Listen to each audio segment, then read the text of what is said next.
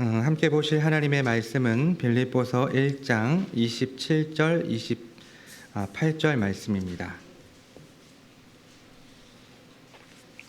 신약성경 319페이지에 있습니다. 빌립보서 1장 27, 28절 말씀, 저와 여러분이 한 목소리로 같이 읽도록 하겠습니다. 오직 너희는 그리스도의 복음에 합당하게 생활하라. 이는 내가 너희에게 가보나 떠나 있으나 너희가 한 마음으로 서서 한 뜻으로 복음의 신앙을 위하여 협력하는 것과 무슨 일이든지 대적하는 자들 때문에 두려워하지 아니하는 이 일을 듣고자 함이라. 이것이 그들에게는 멸망의 증거요 너희에게는 구원의 증거니 이는 하나님께로부터 난 것이라. 아멘. 약 140년의 역사를 가지고 있는 한국 교회는 엄청난 성장을 거듭해서 작년 2021년 이 통계청의 조사에 따르면 개신교인은 17%로 16%의 불교 그리고 6%의 천주교를 제치고 우리나라 안에서 제일 큰 종교로 존재하고 있습니다. 뿐만 아니라 대외적으로 2,000명 이상의 대형교회가 38개나 되는 나라, 그리고 세계에서 선교사를 두 번째로 많이 보내는 나라가 되었습니다. 이처럼 수치상으로 드러나는 통계와 대내외적인 평가를 보면 한국 교회는 문제가 없는 것처럼 보이고 또 괜찮아 보입니다. 그러나 그 실상을 들여다보면, 청진기를 가지고 진찰을 해보면 건강한 상태라고 말할 수 없는, 심각한 질병에 걸려 있는 것처럼 보입니다. 그래서 몸집은 굉장히 크고 비대하지만 그 몸을 지탱해주는 뼈나 근육은 너무나도 부실해서 자신의 몸을 온전히 컨트롤할 수 없는 지경에 이르지 않았나 싶습니다. 한국 교회가 맨 처음부터 이랬던 것은 아닙니다. 기독교가 한국에 들어올 때 당시 조선은 이 외세와 이교에 대해서 적대적인 반감을 가지고 있었고, 따라서 초기 내한 선교사들은 간접적인 선교 방식으로 병원과 학교 등을 통해 조금씩 사람들의 마음을 얻고 그들에게 복음을 전하기 시작했습니다. 당시 이 종교적인 진공 상태에 있었던 조선, 그 어떠한 종교도 백성들의 이 공고한 영혼을 매만지지 못하고 또 채워줄 수 없었던 이 시기에 기독교는 사람들의 마음속에 서서히 자리 잡기 시작했습니다. 그래서 교회는 복음을 통해 온갖 불평등을 겪고 있는 사람들에게 사회적 기회와 자유 그리고 용서를 주었고, 또한 나라를 잃어 슬퍼하는 백성들에게 위로와 소망을 주었습니다. 당시 교회는 소망이 없는 조선 땅, 그래서 정서적으로 그리고 사회적으로 기댈 곳이 없는 백성들에게 마치 한 줄기의 빛과도 같았습니다. 하지만 시간이 흘러 오늘날 교회는 공공의 짐, 공공의 적이 되어서 세상으로부터 온갖 비난과 조롱의 대상이 되었습니다. 교회는 왜 이 지경이 된 것일까요? 물론 교회라는 존재 자체가 어둠 속에 있는 세상으로부터 비난과 반대를 받는 것은 당연한 일이지만, 오늘날 한국 사회 안에서 교회가 욕을 먹는 이유는 교회의 존재적인 이유 때문이 아니라 그만큼 교회가 세상 속에서 욕을 먹을 만한 과오를 저질렀기 때문입니다.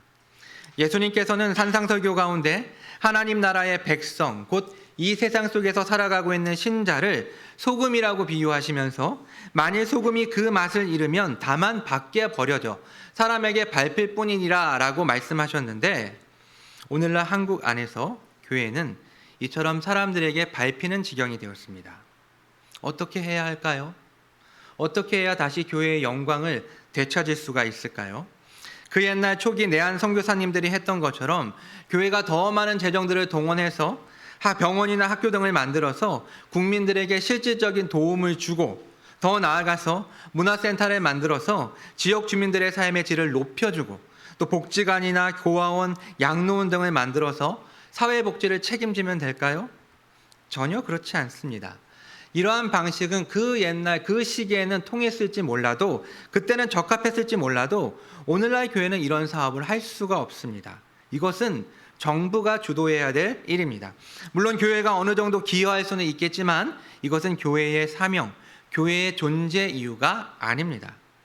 사실 교회가 이 세상 속에서 어떠한 과오를 저지르지 않았다 할지라도 오늘날 교회가 맡고 있는 이 현실은 교회 입장에서는 굉장히 비관적입니다.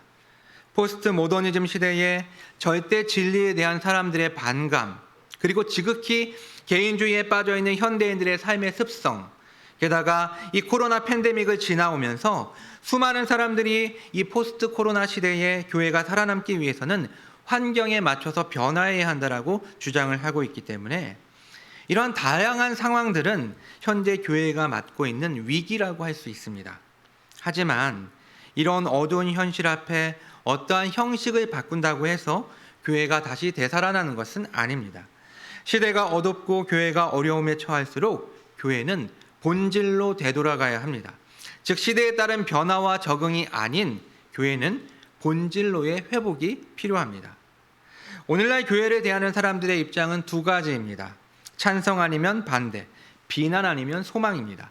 그런데 이 교회를 비난하는 사람도, 그리고 교회가 이 세상의 소망이라고 말하는 사람도 문제는 교회가 무엇인지 정확하게 제대로 알고 있지 못한다는 것입니다. 당연히 교회 밖에 있는 사람들, 곧 세상은 교회를 제대로 알 수가 없습니다. 때문에 자신들의 상식에 반하는 교회를 욕하고 비난할 수밖에 없습니다. 그런데 문제는 교회 안에 있는 사람들조차 교회를 제대로 알지 못하고, 그리고 심지어 비극적인 일이지만 목회 일선에 있는, 목회 현장에서 사역하고 있는 이 목회자들조차 교회의 본질에 대해 제대로 모르는 경우가 있다는 것입니다. 이것이 문제입니다. 때문에 우리는 교회가 무엇인지 정확하게 알아야 합니다. 교회가 어떠한 공동체인지, 어떠한 사명과 어떠한 목표를 가지고 있는지 성경을 통해 배우고 익혀야 합니다. 만일 목회자들이 교회의 본질을 모른 채 교회를 목회하면 교회를 성경적으로 목양하고 치리할 수 없게 됩니다. 만일 신자들이 교회가 무엇인지 모른 채 교회를 다니면 교회 생활이 미신이나 종교의식에 지나지 않게 됩니다. 따라서 성경이 가르치고 교훈하는 이 교회를 제대로 모르고 목양을 하게 되면 결국 교회는 교회로서의 본질을 잃어버리게 되고, 웨스트민스터 신앙고백서 25장 5항에서 경고하고 있는 것처럼 타락하여 그리스도의 교회가 아니라 사탄의 회당이 될 것입니다. 그리고 성경이 가르치고 교훈하는 교회를 제대로 모르고 교회 생활을 하면 습관적으로, 종교적으로, 미신적으로 교회 생활을 할 수밖에 없습니다. 그래서 우리는 이제 이 10주에 걸쳐서 이 교회다운 교회라는 신호선 목사님의 책을 교과서 삼아서 교회가 무엇인지를 한번 생각해 보려고 합니다.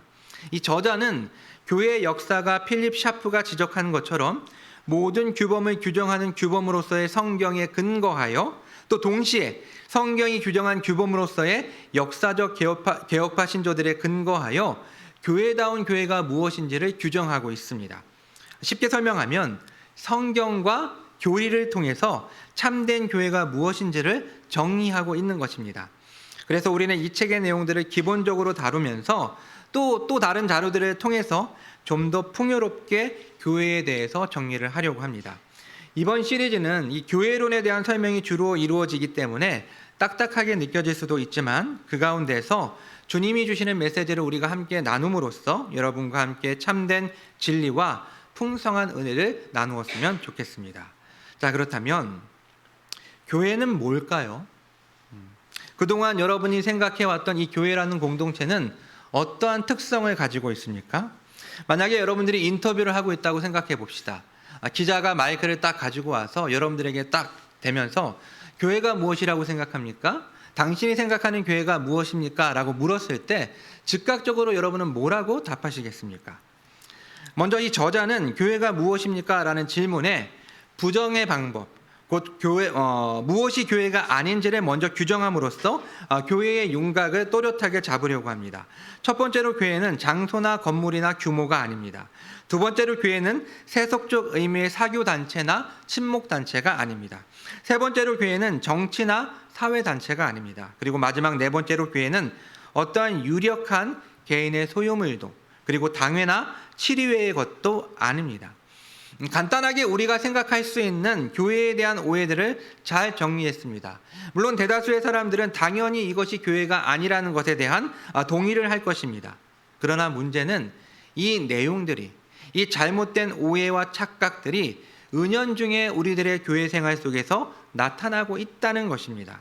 따라서 우리는 항상 성경과 바른 교리를 통해서 우리가 속해 있는 교회, 내가 다니고 있는 교회가 어떠한 상태인지를 점검해야 합니다. 그리고 계속해서 바르게 성경을 통해서 개혁해 나가야 합니다.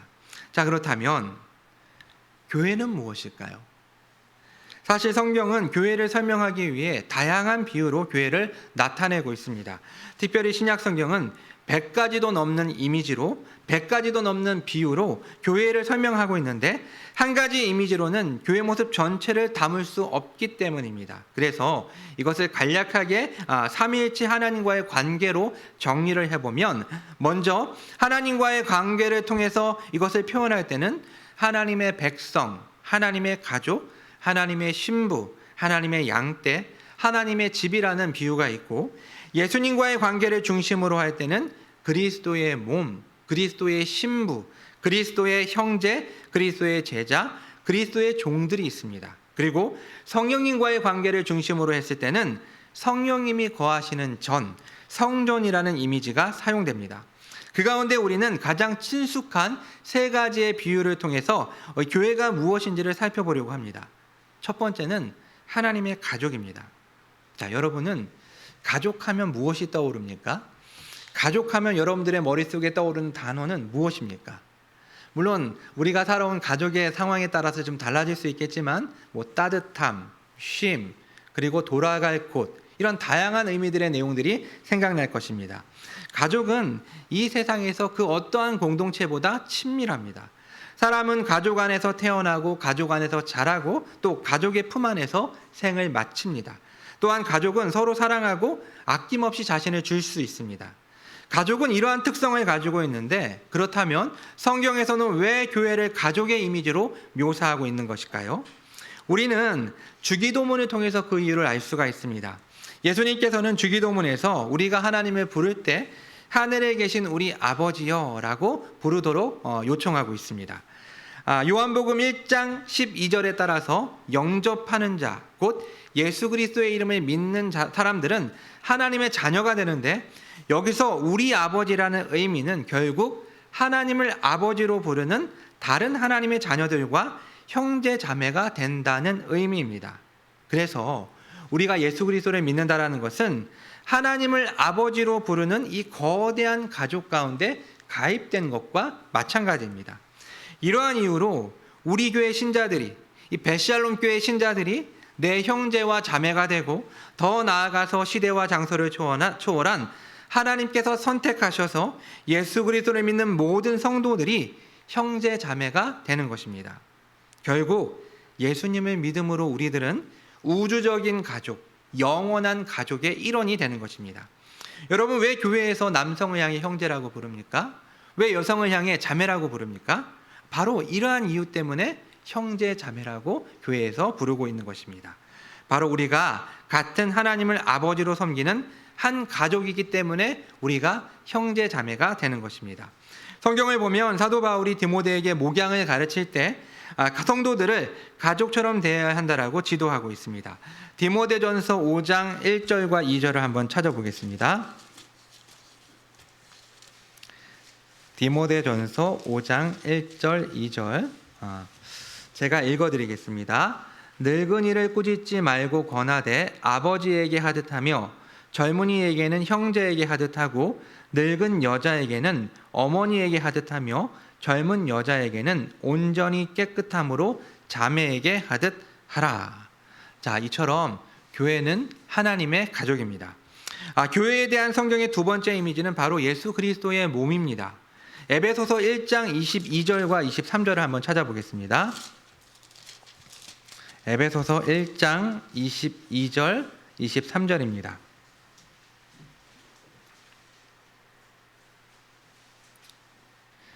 같이 한번 읽어볼까요? 또 만물을 그의 발 아래에 복종하게 하시고 그를 만물 위에 교회의 머리로 삼으셨느니라. 교회는 그의 몸이니 만물 안에서 만물을 충만하게 하시는 이의 충만함이니라. 자, 몸의 가장 큰 특징은 바로 연합입니다. 하나로 연합된 한 몸이라는 것, 그런데 이 교회를 그리스도의 몸으로 비유한 이유가 바로 이 연합 때문입니다. 먼저 그리스도와 신자, 곧 교회는 유기적으로 연합되어 있습니다. 여러분, 여기서 유기적이라는 의미는 어떤 의미를 가지고 있을까요? 오늘날에는 기술이 발달해서 로봇들이, 다양한 로봇들이 있습니다. 그래서 청소를 하기도 하고, 로봇들이 춤을 추기도 하고, 로봇들이 직접 서빙을 하기도 합니다. 그리고 산업 현장에서는 이미 일찍부터 로봇이 인간을 대신해서 다양한 작업들을 행하고 있습니다. 그런데 이러한 로봇들은 인간처럼 생기기도 했고 기능을 하지만 어디가 고장나면 그 고장난 부분의 부품만을 교체하면 됩니다. 하지만 유기적인 인간은 몸이 어디가 고장나면, 어디가 아프면 전체가 다 아프게 되죠. 그렇죠? 자, 우리는 수지침이나 침을 맞을 때 우리의 몸이 유기적이라는 것을 단번에 알 수가 있습니다. 여러분 보세요. 머리가 아픈데 왜 여기 끝을 찌르는데 우리의 머리가 안 아파지는 거죠? 배가 아픈데 왜 여기를 찌르는데 왜 우리의 배가 낫게 되는 거죠?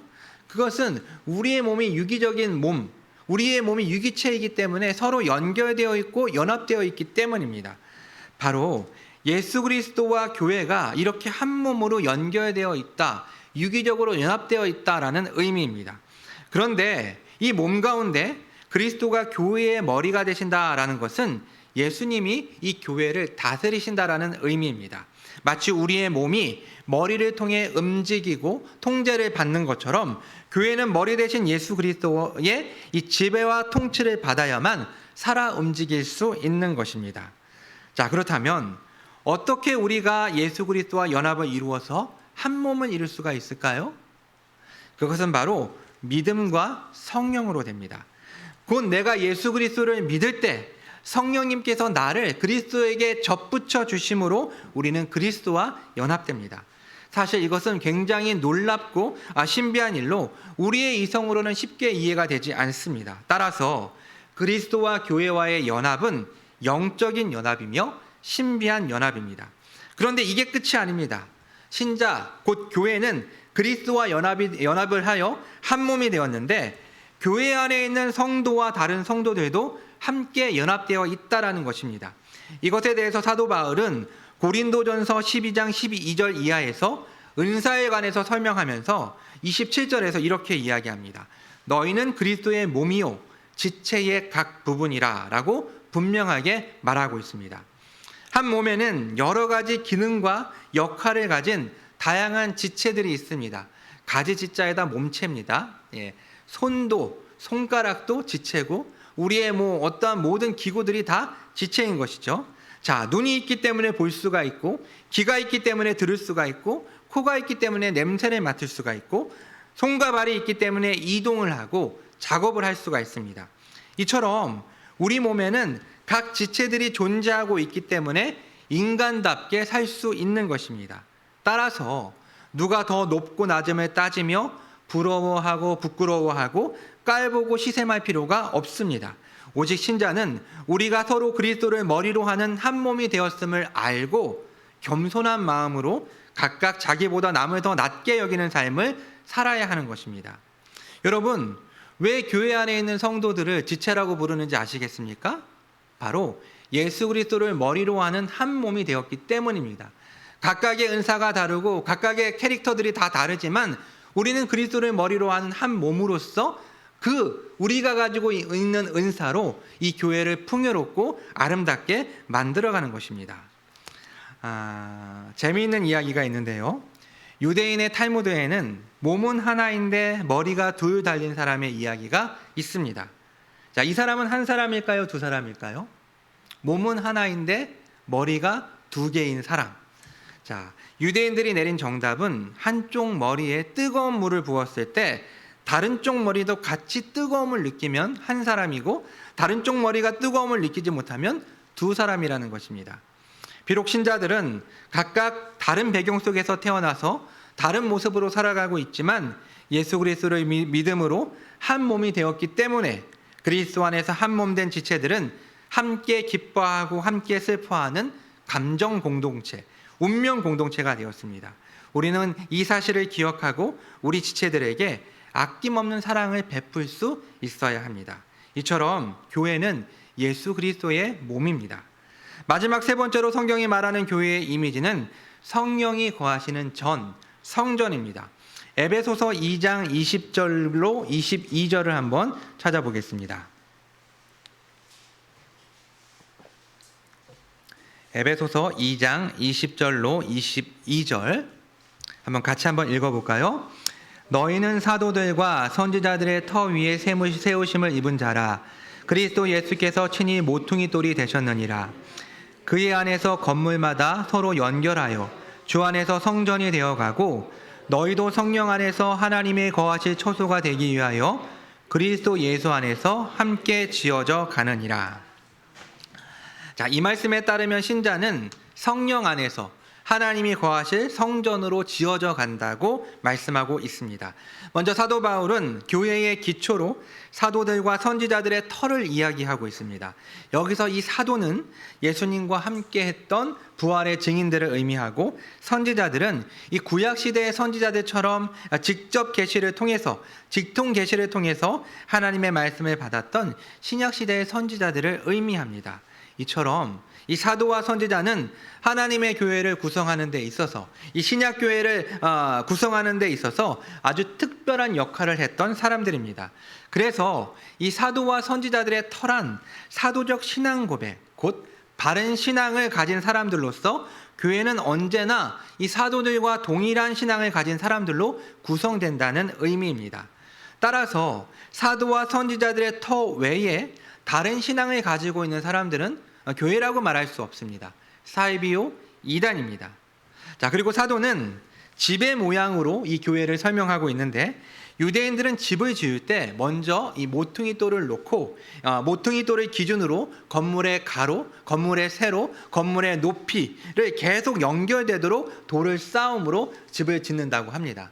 여러분 생각해 보세요. 모퉁이 돌을 놓고 이렇게 돌을 일렬로 착착착착 쌓아가고 세로로 착착착 쌓아가고 높이로 쌓아가면서 점점 집이 이렇게 하나의 집으로 완성되어가는 그림을 한번 생각해 봅시다. 자, 그런데 교회를 건물로 비유할 때 이 모퉁이 돌은 바로 예수님이고, 모퉁이 돌을 기준으로 근원적으로 모든 돌들이 연결되고 붙어있고 연합된 것처럼 바로 모퉁이 돌 되시는 예수님을 기준으로 해서 모든 성도 한 사람 한 사람이 예수님과 개인적으로 연합되어 있을 때만 참된 교회가 될 수 있습니다. 이처럼 교회를 건물로 비유할 때 그 건물은 바로 성전, 곧 하나님이 거하시는 처소입니다. 하나님이 거하시는 것, 이것은 교회의 가장 중요한 특성이라고 할 수가 있습니다. 예수 그리스도를 믿는 신자에게는 성령께서 내주하고 있습니다. 곧 신자의 몸 안에 하나님이 함께 하시는 것입니다. 따라서 이러한 신자들로 이루어진 교회는 하나님이 거하시는 집, 처소로 할 수 있고, 그리고 이 교회는 22절 말미에서 사도가 말하고 있는 것처럼 그리스도와 함께 계속해서 지어져 갑니다. 아직 공사 중이라는 것이죠. 이것은 신자의 삶이 죽는 순간까지 성화의 과정에 있다라는 것을, 그리고 이 지상의 교회가 주님이 다시 오시는 그날까지 전투 중이라는 것을, 전투하는 교회라는 것을 의미합니다. 자, 이처럼 교회는 성령이 거하시는 성전, 전이라 말할 수가 있습니다. 자, 우리는 이렇게 교회가 무엇입니까? 라는 질문에 먼저 교회가 아닌 것과 또 성경 안에서 교회를 표현하고 있는 대표적인 이미지, 대표적인 비유를 통해서 교회가 무엇인지를 살펴보았습니다. 그렇다면 우리는 그 다음에 뭘 해야 할까요? 어떠한 일을 해야 할까요? 먼저 우리는 계속해서 성경을 공부해야 합니다. 오늘 우리가 배운 교회에 대한 이해는 전체 성경이 가르치고 있는 교회에 대한 이해 속에 아주 일부분에 불과합니다. 때문에 우리는 평생토록 성경과 교리를 통해서 이 교회가 무엇인지에 대해서 발견해 나가고, 이 교회가 어떠한 공동체인지를 경험해 나가야 합니다. 그리고 두 번째로는 실제적으로 오늘 우리가 읽을 본문을 통해서 나누고자 하는 메시지입니다. 당시 빌립보 교회는 크게 두 가지의 문제점을 가지고 있었습니다. 외부적으로는 대적자들이 있었고, 내부적으로는 분열의 조짐이 있었습니다. 그래서 사도는 가장 먼저 오직 너희는 그리스도의 복음에 합당하게 생활하라라는 이 대전제 위에 실제적으로 이 대내외적인 문제들을 어떻게 처리해야 할지에 대한 실제적인 지침들을 말해주고 있습니다. 그 가운데 오늘 우리가 읽은 27절과 28절은 이 대적자들의 공격에 어떻게 대응해야 하는지에 대한 이 지침 가운데 일부라고 말할 수 있습니다. 자, 그렇다면 이 빌립보 교회의 대적자들은 누구였을까요? 먼저 로마 제국이 있습니다. 물론 본격적으로 로마 제국이 교회를 박해하기 시작한 것은 주 64년 네로가 로마 시내에 불을 지른 후에 이 기독교인들에게 화살을 돌리면서부터라고 시작할 수 있겠지만, 이미 로마 제국 내에서는 기독교인들에 대한 반감이 존재하고 있었고, 따라서 로마 제국이라는 로마 제국의 도시라는 것에 자부심을 가지고 살았던 이 빌립보 시민들에게 이 교회는, 신자는 거슬리는 존재였고 적자는 압박이 있었습니다. 이뿐만이 아닙니다. 물론 아직 본격적으로 교회에 들어온 것은 아니었지만 빌립보 교회 주변에는 유대주의자들, 곧 구원을 받기 위해서는 할례를 행해야 하고 율법을 지켜야 한다라고 하는 이 유대주의자들이 있었습니다. 따라서 빌립보 교회는 외적으로 두 갈래의 공격이 있었는데, 첫 번째는 이 로마 제국의 핍박과 두 번째는 이단들의 공격이었습니다. 이러한 상황에서 사도는 너희가 한 마음으로 서서 한 뜻으로 복음의 신앙을 위하여 협력하라 라고 말합니다. 여기서 이 원어적인 의미, 이 한 마음이라는 것은 한 성령을 의미하고 한 뜻은 한 마음을 의미합니다. 우리가 익숙하게 알고 있는 푸뉴마와 푸시케가 바로 이 한 마음과 한 뜻인데, 한 마음, 푸뉴마는 한 성령을 의미하고 한 뜻, 푸시케는 한 마음을 의미합니다. 그래서 한 성령 안에서 서서, 여기서 서서라는 단어의 의미는 견디다, 버틴다라는 의미를 갖고 있어요. 그래서 병사들이 자신의 자리를 고수하고 있는 그러한 이미지를 말할 수가 있는데, 한 성령 안에서 서서 한 성령 안에서 버티면서 같은 마음으로 복음의 신앙을 위해 협력해라. 이 협력하라는 이 단어의 뜻은 함께 싸우라라는 그런 의미입니다. 정리해 볼까요? 한 성령 안에서 견디고 버티면서 한 마음으로 복음의 신앙을 위해서 함께 싸우라라는 의미가 바로 사도가 이야기한 이 내용, 이 본문의 내용입니다. 이것은 마치 전쟁에 임하는 군사의 이미지를 우리에게 떠올려 줍니다. 고대 군사 전법 가운데 밀집 장창제라는 것이 있습니다. 밀집 장창제. 이것은 이 병사들이 밀집한 상태에서 일렬로 서서 이 긴 창을 수평으로 들고 발을 맞춰서 전진하는 것입니다. 여러분 한번 상상해 보세요. 굉장히 많은 수의 병사들이 열을 맞춰서 긴 창을 들고서 적진을 향해서 이렇게 타박 발을 맞춰서 전진을 하면 이 적군들의 입장에서는 굉장히 큰 위협을 느끼게 될 것입니다. 지금 사도는 이러한 이미지를 들어서 교회가 이 대적자들 앞에서 소극적으로 대처하지 말고 적극적으로 싸울 것을 명령하고 있는 것입니다. 그리고 28절입니다. 28절에서 사도는 두 번째로 대적과 어떻게 싸워야 할지를 말해주고 있는데, 제가 한번 읽겠습니다. 무슨 일에든지 대적하는 자들 때문에 두려워하지 아니하는 이 일을 듣고자 함이라. 이것이 그들에게는 멸망의 증거요 너희에게는 구원의 증거니 이는 하나님께로부터 난 것이라. 어떤 의미일까요? 이렇게 복음을 대적하는 자들의 행동은 결국 그들이 멸망에 이르게 될 증거가 될 것이고, 이렇게 대적자들의 공격 속에서 한 성령 안에서 버티고 서서 한 마음으로 싸우는 너희의 행동은 결국 구원을 받을 것이라는 증거가 될 것이기 때문에 어떻게 하라는 것입니까? 이 대적자들을 두려워하지 말라는 것입니다. 오늘의 메시지는 바로 이것입니다. 교회가 무엇입니까? 라는 질문에 성경과 바른 교리를 통해서 참된 교회를 알게 되었고, 그리고 또 앞으로 더 풍성하게 교회의 영광과 그 은혜를 맛보게 될 신자는 대적들을 두려워하지 말고 한 성령 안에서 견디고 버티면서 같은 마음으로 복음의 신앙을 위해서 좀 더 확장시켜서 교회를 위해서 싸우라는 것입니다. 사랑하는 여러분, 제가 서두에서도 말씀을 드렸지만 오늘날 교회는 세상 속에서 사람들에게 밟히고 있습니다. 그만큼 교회가 잘못했고 때문에 회개하고 뼈를 깎는 고통으로 교회의 회복을 위해 애쓰고 노력해야 합니다. 하지만 또 한편으로 교회를 사랑하는 신자는 이 세상의 이러한 반응에 가만히 있어서는 안 됩니다. 여러분, 누군가 내 앞에서 우리 아버지나 어머니를, 내가 사랑하는 우리 아버지와 어머니를 비난하고 욕하면 여러분은 어떻게 하시겠습니까? 객관적인 기준으로 부모님들을 평가하면서 그래 맞아, 우리 엄마 아빠는 욕을 먹어도 싸라고 말하면서 그 비난에 동조하시겠습니까? 참으로 사랑한다면, 진짜로 부모님을 사랑한다면 그 비난에 가슴이 아프고 화가 나고 슬플 것입니다. 물론 이 말은 교회의 잘못을 지적하는 사람들을 모두 다 무조건 멱살잡이를 하자는 이야기가 아닙니다. 하나님 아버지께서 신자들을 위해 교회라는 어머니를 준비해 주셨고, 그리스도께서 그 교회에 속한 양떼들을 위해서 자기 목숨을 버리셨다라는 것을 알고 믿는다면, 그래서 교회를 참으로 사랑한다면 그 사람은 교회를 함부로 말하고 비판하고 정죄하면 안 된다는 것입니다.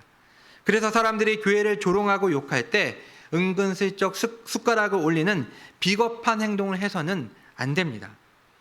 그리고 참으로 교회를 사랑한다면 소극적으로 교회를 비난하는 것에서 멈추지 않고 적극적으로 교회를 비난하는 세상을 향해 교회를 변호하고 참된 교회의 본질에 대해서, 교회의 존재 이유에 대해서 설명해 주어야 합니다. 사랑하는 여러분, 두려워하지 마십시오. 교회된 우리는 한 성령 안에서 이 복잡하고 다양한 위협과 위기 속에서 함께 견디고 버티면서 교회의 본질을 위해, 복음의 본질을 위해 같은 마음으로 싸워야 합니다. 그러나 이 싸움은 물리적인 싸움이 아닙니다. 이 싸움은 세상을 향한 복음과 교회의 변증으로 나타나야 할 것이고, 또 신자의 삶, 곧 거룩한 삶을 통해서 세상에 우리의 착한 행실을 보고 하늘에 계신 아버지께 영광을 돌리게 하는 싸움이 되어야 할 것입니다. 사랑하는 여러분, 저와 여러분이 교회에 대한 바른 이해가 점점 더 많아지면서 교회를 더 깊이 사랑할 수 있는 사람들이 되었으면 좋겠습니다. 그리고 그 지식을 가지고 이 세상 앞에 교회를 변호하고 교회를 변증할 수 있는 사람들이 되었으면 좋겠습니다. 그리고 무엇보다도 거룩한 우리의 삶을 통해서 이 세상 앞에 우리가 진리라는 것을 드러내고 우리가 참 사랑이라는 것을 나타낼 수 있는 참된 교회의 멤버가 되었으면 좋겠습니다. 기도하겠습니다. 하나님 아버지, 하나님을 아버지로 모시는 신자를 위해 교회라는 어머니를 마련해 주셔서 저희가 교회를 통해 태어나고 양육받아 영원한 하나님의 나라에 이룰 수 있는 복을 주시니 감사합니다. 이번 기회에 교회가 말씀하고 있는, 그리고 바른 신앙 고백서가 가르치고 있는 교회다운 교회가 무엇인지 저희가 바르게 이해하고, 그로 인해 주님의 피값으로 산 이 교회를 더욱 사랑하고 이 세상 속에서 적극적으로 교회를 변증하고 또 사랑하는 지체들과 함께 저희의 거룩한 삶으로 세상 속에서 전투하는 교회, 전투하는 신자들이 되게 해 주시옵소서. 이 모든 말씀 예수님의 이름으로 기도합니다. 아멘.